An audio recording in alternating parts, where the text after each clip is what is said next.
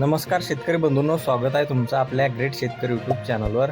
बघा शेतकरी मित्रांनो, 18 मे 2026 रोजचे आजचे आपण संपूर्ण महाराष्ट्रामध्ये तुरीचे बाजारभाव या व्हिडिओच्या माध्यमातून लाईव्ह स्वरूपात जाणून घेणार आहोत। तत्पूर्वी आपण चॅनलवर नवीन असाल चॅनलला सबस्क्राईब करायला विसरू नका।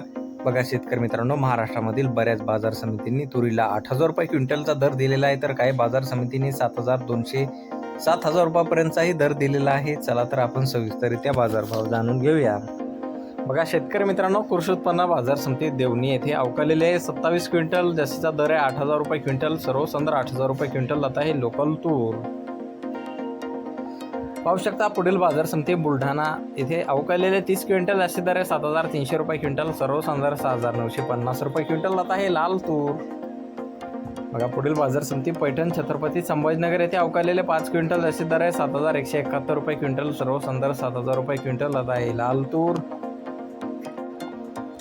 पुढील बाजार समिती राळेगाव येथे अवकालेले 39 क्विंटल, जास्तीत जास्त दर आहे 7,575 रुपये क्विंटल, सर्वसाधारण 7,400 रुपये क्विंटल जात आहे लाल तूर।